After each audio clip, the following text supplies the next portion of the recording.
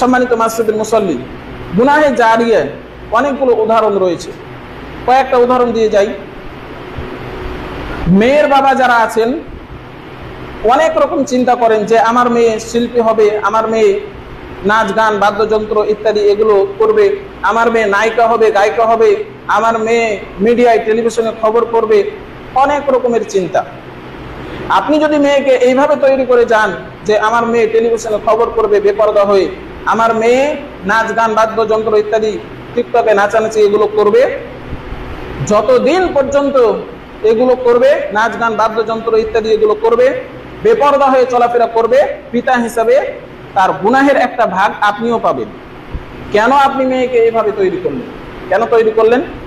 সম্মানিত মাসজিদের মুসল্লি, সর্বপ্রথম সেই আল্লাহ সুবহানাহু ওয়া তাআলার শুকরিয়া আদায় করি, যার অশেষ মেহেরবানিতে আজকে আমরা এই জুমার মসজিদে সুস্থ শরীরে সালাত আদায় করার জন্য এবং কোরআন ও হাদিসের কিছু কথা শ্রবণ করার জন্য সমবেত হতে পেরেছি।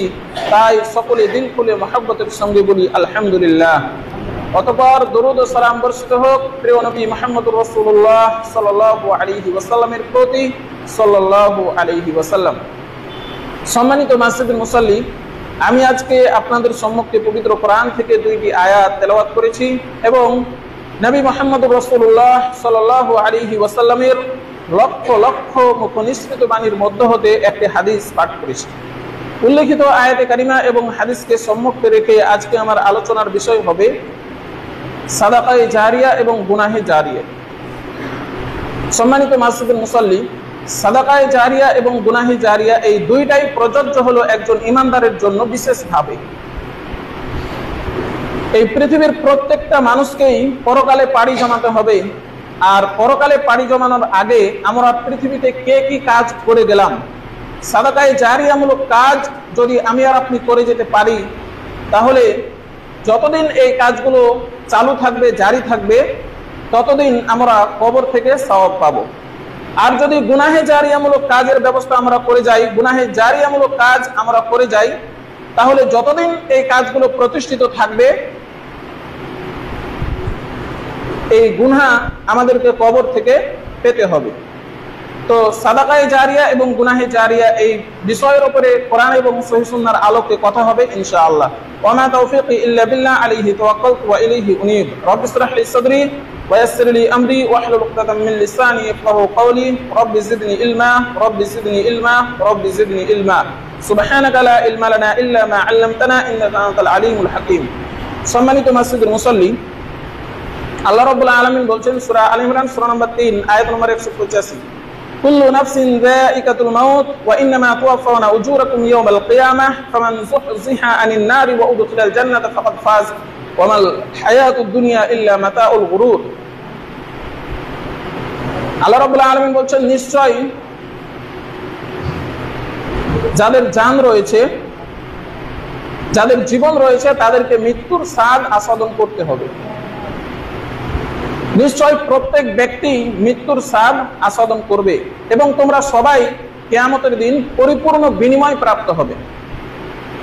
একমাত্র সেই ব্যক্তিই সফলকাম হবে যে কিয়ামতের দিন জাহান্নাম থেকে যাকে দূরে রাখা হবে এবং যাকে জান্নাতে প্রবেশ করানো হবে, সেই হবে একমাত্র সফলকাম। আর দুনিয়ার জীবন শুধু ধোঁকার সামগ্রী। সম্মানিত মাসজিদের মুসল্লি, এই দুনিয়ার জীবন অত্যন্ত ক্ষণস্থায়ী, যার মূল্য আল্লাহ সুবহানাহু ওয়া তাআলার নিকট কিছুই না।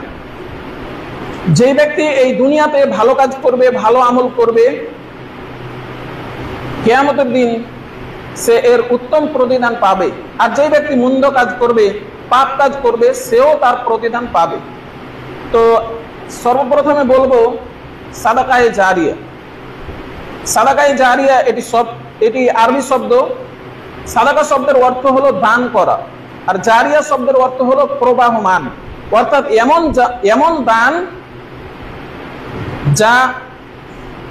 যার কার্যকারিতা কখনো শেষ হয় না, যা কিয়ামত পর্যন্ত অব্যাহত থাকে, এর নাম হচ্ছে সাদাকায়ে জারিয়া। সাদাকায়ে জারিয়া এ ব্যাপারে কোরআনুল কারীমে এসেছে সূরা ইয়াসিন সূরা নম্বর 36 আয়াত নম্বর 12। আল্লাহ রাব্বুল আলামিন বলছেন, ইন্না নাহনু নুহয়িল মাউতা ওয়া নাকতুবু মা কদ্দামু ওয়া আথারহুম ওয়া কুল্লা শাইইন আহসাইনাহু ফি ইমামিন মুবিন। আল্লাহ রাব্বুল আলামিন বলছেন, নিশ্চয়ই আমি আল্লাহ সুবহানাহু ওয়া তাআলা একদিন মৃতদেরকে জীবিত করব, আর যা কিছু তারা করেছে আমি তা সবই লিখে রাখি। যা কিছু তারা আগে পাঠিয়েছে এবং যা কিছু তারা পিছনে রেখে যায়, আর প্রতিটি বিষয়কেই, প্রতিটি বস্তুকেই আমি সুস্পষ্ট কিতাবে সংরক্ষণ করে রেখেছি।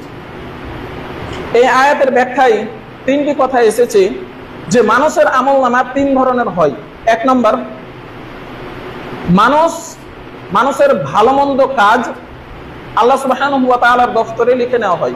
দুই নম্বর, মানুষ দুনিয়ার জীবনে তার চারপাশে ও তার শরীরের উপর ভালো মন্দের যে প্রভাব রাখে এবং তার আচার আচরণের ছবি তার সামনে চলে আসবে।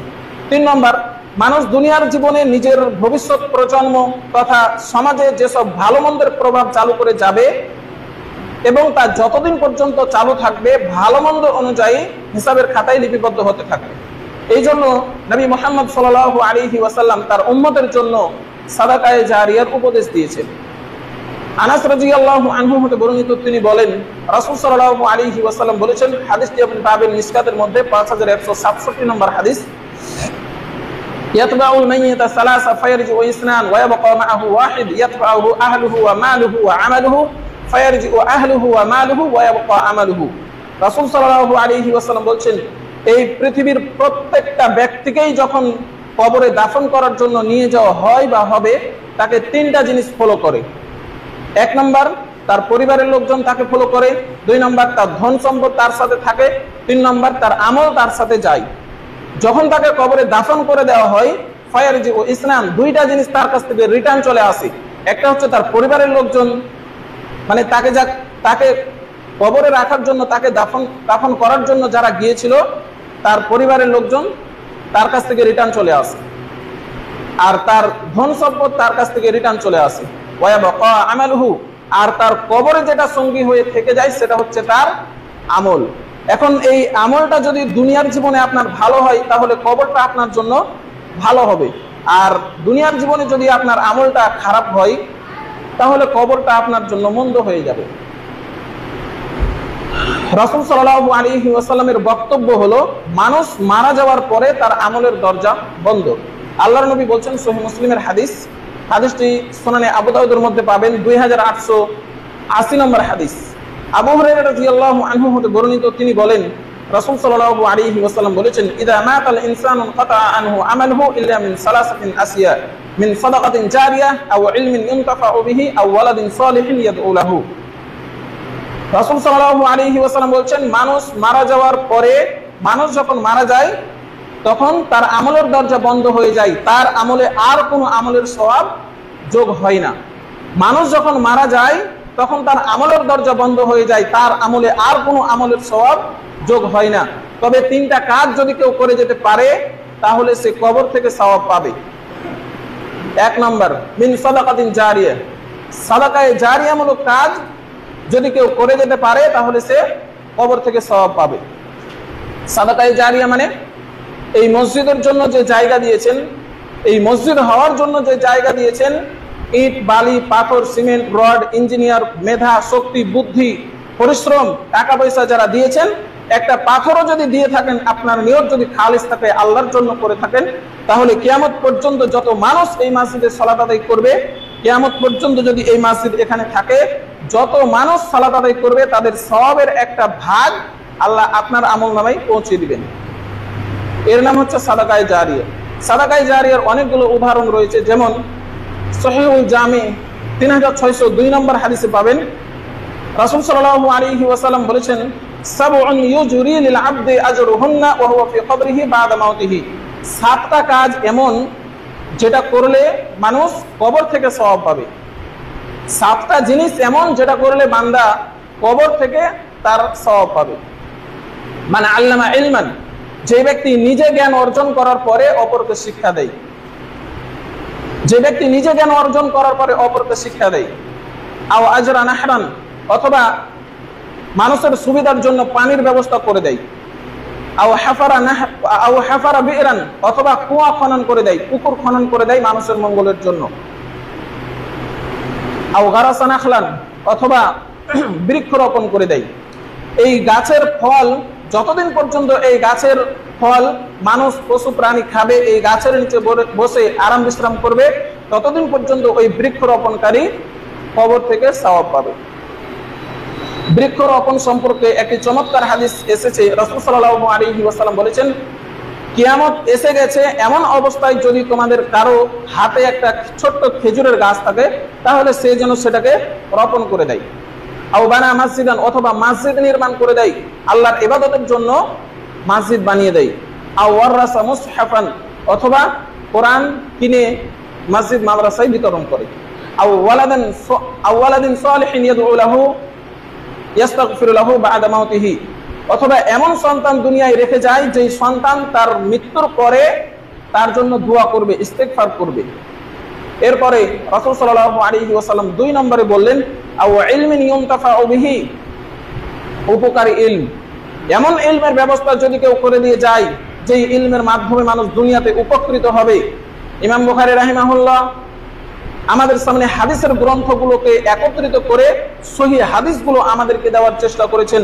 ওনার নিয়ত যদি খালিস হয়, আল্লাহ সন্তুষ্টির জন্য করে থাকেন, তাহলে অবশ্যই আল্লাহ সুবহানাহু ওয়া তাআলা এই উপকারী ইলম দ্বারা আমরা যে উপকার পাচ্ছি, আল্লাহ সুবহানাহু ওয়া তাআলা অবশ্যই ওনাকে সওয়াব দিবেন।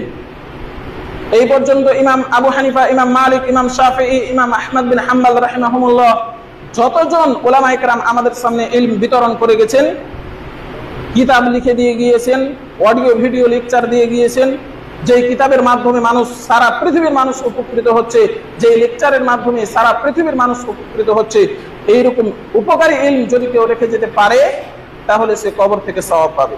সম্মানিত মসজিদের মুসল্লি, রাসূল সাল্লাল্লাহু আলাইহি ওয়াসাল্লাম বলেছেন, উপকারী ইলম, উপকারী ইলম, এমন ইলম যদি কেউ রেখে যেতে পারে যে ইলমের মাধ্যমে মানুষ দুনিয়াতে উপকৃত হবে, দুনিয়াতে আল্লাহকে চিনতে পারবে, আল্লাহকে মানতে পারবে, আল্লাহকে বুঝতে পারবে, আল্লাহকে জানতে পারবে, এবং এই ইলমের মাধ্যমে মানুষ পরকালে উপকৃত হবে। এমন ইলম যদি কেউ রেখে যেতে পারে, কোরআন হাদিসের জ্ঞান দিয়ে যেতে পারে, কিতাব লিখে দিয়ে যেতে পারে, অডিও ভিডিও লেকচার দিয়ে যেতে পারে, পিস টিভির মতো একটা মিডিয়া দিয়ে যেতে পারে, যেখানে কোরআন সুন্নাহর কথা বলা হবে, যেখানে উপকারী ইলম শিক্ষা দেওয়া হবে, এগুলো হলো উপকারী ইলম, কবর থেকে সওয়াব পাবেন।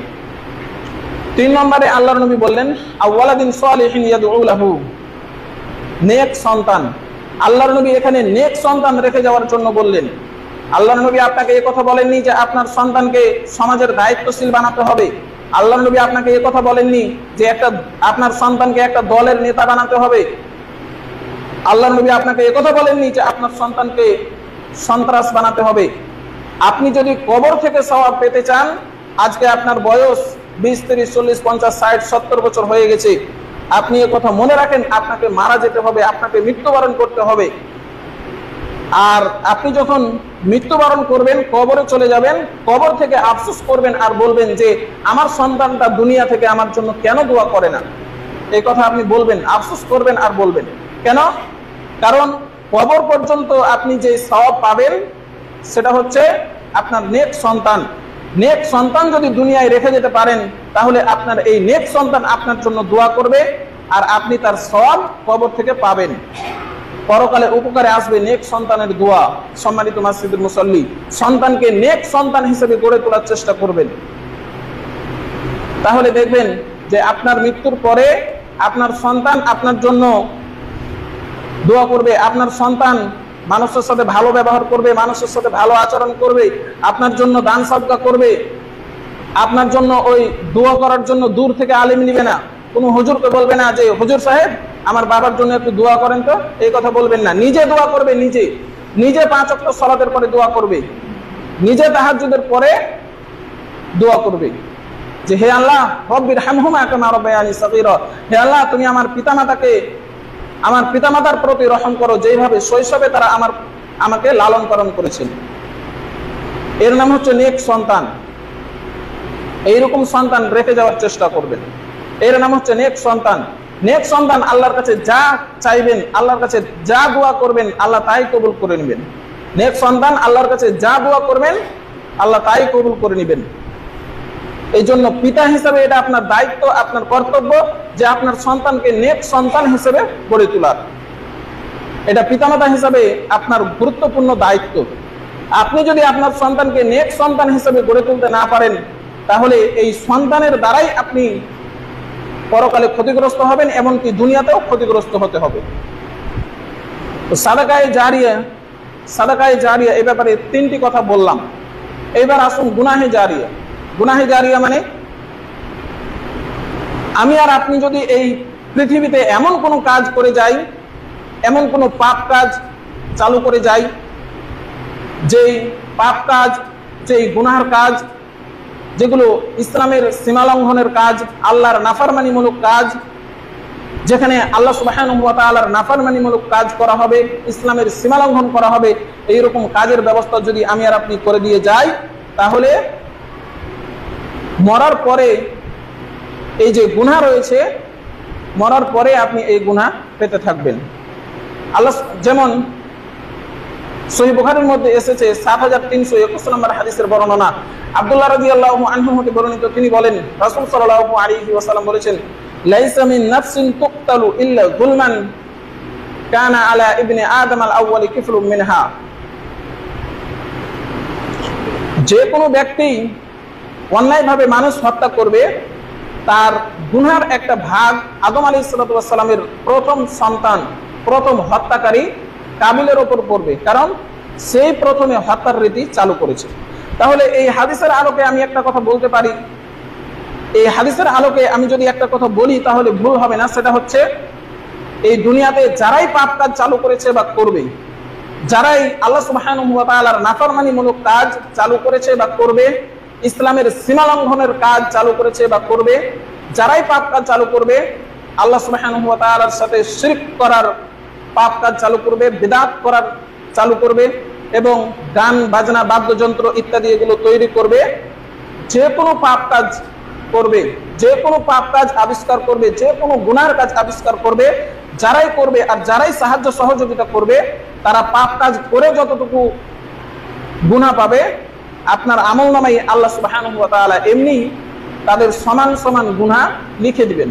সুনানে আবু দাউদের মধ্যে হাদিস পাবেন 4609 নম্বর হাদিস, মান দাআ ইলা দালালাতিন কানা আলাইহি মিনাল ইসমি মিসলু আসামি মান তাবিআহু লা ইয়ানকুসু যালিকা মিন আসামিহিম শাইআ। রাসূল সাল্লাল্লাহু আলাইহি ওয়াসাল্লাম বলছেন, কেউ যদি কোনো ব্যক্তিকে গুমরাহির দিকে ডাকে, কেউ যদি কোনো ব্যক্তিকে পথভ্রষ্টতার দিকে ডাকে, পাপ কাজের দিকে ডাকে, গুনার কাজের দিকে ডাকে, পাপ কাজের ব্যবস্থা তৈরি করে দেয়, পাপ কাজের ব্যবস্থা করে দেয়, তাহলে যে ব্যক্তি গুনাহ করবে, অন্যায় করবে, পাপ কাজ করবে, পাপ কাজ করার পরে যে গুনাহ অর্জন করবে, তার সমান গুনাহ পাবে ওই ব্যক্তি যে ব্যক্তি পাপ কাজের ব্যবস্থা করে দিয়ে গেছে। যে ব্যক্তি পাপ কাজের ব্যবস্থা করে দিয়ে গেছে। সম্মানিত মাসজিদের মুসল্লি, গুনাহে জারিয়া অনেকগুলো উদাহরণ রয়েছে, কয়েকটা উদাহরণ দিয়ে যাই। মেয়ের বাবা যারা আছেন অনেক রকম চিন্তা করেন যে আমার মেয়ে শিল্পী হবে, আমার মেয়ে নাচ গান বাদ্যযন্ত্র ইত্যাদি এগুলো করবে, আমার মেয়ে নায়িকা হবে, গায়িকা হবে, আমার মেয়ে মিডিয়ায় টেলিভিশনে খবর করবে, অনেক রকমের চিন্তা। আপনি যদি মেয়েকে এইভাবে তৈরি করে যান যে আমার মেয়ে টেলিভিশনে খবর করবে বেপরদা হয়ে, আমার মেয়ে নাচ গান বাদ্যযন্ত্র ইত্যাদি টিকটকে নাচানাচি এগুলো করবে, যতদিন পর্যন্ত এগুলো করবে, নাচ গান বাদ্যযন্ত্র ইত্যাদি এগুলো করবে, বেপরদা হয়ে চলাফেরা করবে, পিতা হিসাবে তার গুনাহের একটা ভাগ আপনিও পাবেন। কেন আপনি মেয়েকে এইভাবে তৈরি করলেন? কেন তৈরি করলেন? ছেলে সন্ত্রাস, আপনি কিছু বলেন না। ছেলে মদ খাচ্ছে, আপনি কিছু বলেন না। ছেলে নেশাখোর, আপনি কিছু বলেন না। ছেলে সালাত আদায় করে না, আপনি কিছু বলেন না। ছেলে আপনার চাঁদাবাজ, আপনি কিছু বলেন না। তো ছেলেকে বললেন আল্লাহর নবী নেক সন্তান বানানোর জন্য, আর আপনি পিতা হিসাবে আপনার কোনো চিন্তাই নেই, আপনি কোনো কার্যকর্তা হাতে নিচ্ছেন না। সন্তান আপনার পথভ্রষ্টতার দিকে চলে যাচ্ছে, সন্তান আপনার ধ্বংসের দিকে চলে যাচ্ছে, সন্তান আপনার জাহান্নামের দিকে চলে যাচ্ছে, আর বাপ হিসেবে আপনি কিছুই বলছেন না। এই সন্তানের দ্বারা পরকালে উপকার হওয়া তো দূরের কথা, এই সন্তানের দ্বারাই আপনি পরকালে ক্ষতিগ্রস্ত হবেন, এমনকি দুনিয়াতেও ক্ষতিগ্রস্ত হতে হবে। যার বাস্তব প্রমাণ যারা আছেন বুঝতে পারবেন। সম্মানিত মাসজিদের মুসল্লি, এরপরে আসুন সুদি লেনদেন, সুদি অ্যাকাউন্ট রাখা, সুদি লেনদেন করা, সুদি কারবার করা। এই সুদকে আল্লাহ সুবহানাহু ওয়া তাআলা কঠোরভাবে হারাম করেছেন। সূরা বাকারা সূরা নম্বর 2 আয়াত নম্বর 278। ইয়া আইয়ুহাল্লাযীনা আমানু তাকুল্লাহা ওয়া যারু মা বাকিয়া মিনার রিবা ইন কুনতুম মুমিনিন। আল্লাহ রাব্বুল আলামিন বলেন, হে ঈমানদারগণ, তোমরা আল্লাহ সুবহানাহু ওয়া তাআলাকে ভয় করো আর সুদের যা অবশিষ্ট রয়েছে তা তোমরা ছেড়ে দাও যদি তোমরা মুমিন হও। তো সুদি লেনদেন করা, সুদি অ্যাকাউন্ট রাখা, সুদি কারবার করা, এগুলো যতদিন চালু থাকবে, যতদিন করবেন, ততদিন আপনার আমলনামায় গুনাহ যোগ হতে থাকবে।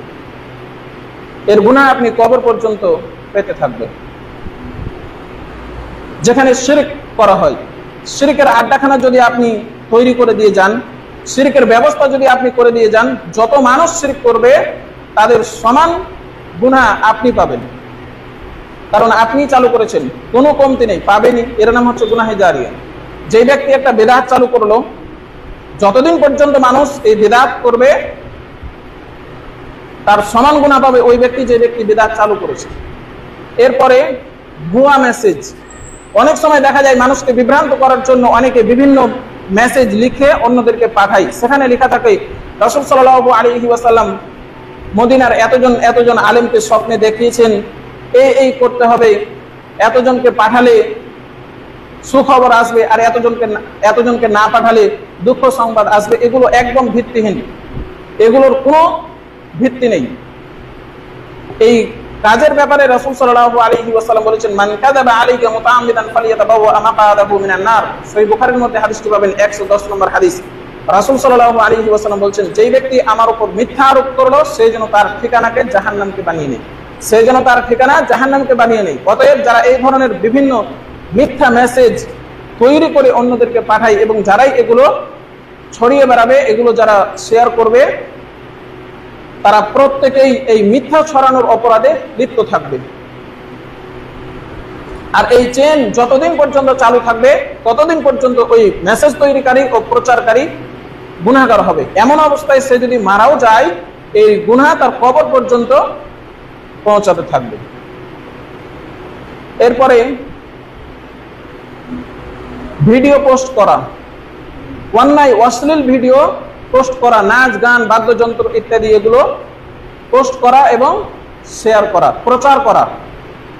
অনেক সময় মানুষ ভাইরাল হওয়ার জন্য কিংবা অর্থ উপার্জনের জন্য সোশ্যাল মিডিয়ায় অশ্লীল ফাহিশা কাজ, নাচ গান বাদ্যযন্ত্র ইত্যাদি এগুলো পোস্ট করে, শেয়ার করে।